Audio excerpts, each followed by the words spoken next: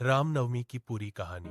जब धरती पर अधर्म और अत्याचार बढ़ने लगा था, जब राक्षसों का आतंक चारों ओर फैल चुका था, तब देवता भी भयभीत हो गए थे।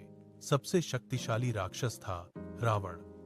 उसने कठोर तपस्या करके ब्रह्मा जी से वरदान प्राप्त कर लिया था। अब वह देवताओं, ऋषियों और साधु संतों को परेशान करने लगा था।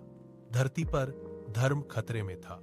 तब सभी देवता मिलकर भगवान विष्णु के पास पहुंचे और उनसे पृथ्वी को बचाने की प्रार्थना की।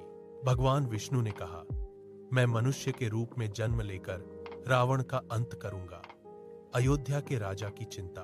उसी समय अयोध्या में राजा दशरथ राज करते थे। राजा दशरथ बहुत शक्तिशाली और न्यायप्रिय राजा थे, लेकिन उन्हें एक चिंता थी, उनके कोई संतान नहीं थी। राजा दशरथ ने ऋषि वशिष्ठ की सलाह पर पुत्र कामेष्टि यज्ञ करने का निर्णय लिया। यज्ञ का चमत्कार। यज्ञ पूरा होने के बाद अग्निदेव प्रकट हुए और उन्होंने राजा दशरथ को खीर से भरा एक पात्र दिया। उन्होंने कहा, इस खीर को अपनी रानियों में बांट दें, आपको संतान की प्राप्ति होगी।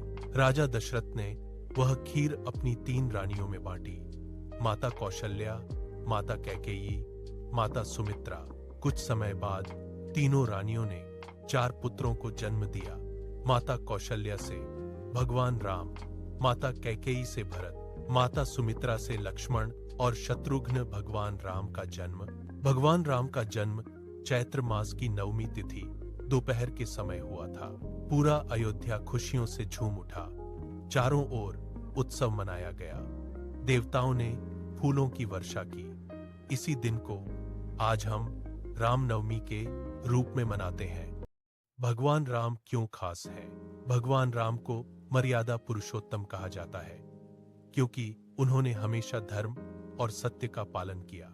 आदर्श पुत्र बने, आदर्श भाई बने, आदर्श पति बने, आदर्श राजा बने।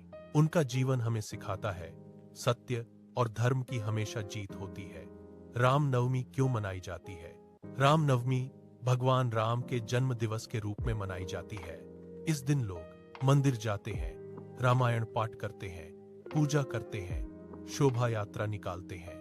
यह दिन अच्छाई की बुराई पर जीत का प्रतीक है। Powerful ending. Use in video. जब धरती पर अधर्म बढ़ता है, तब भगवान राम जैसे अवतार जन्म लेते हैं, और यही हमें सिखाती है रामनवमी की कहानी।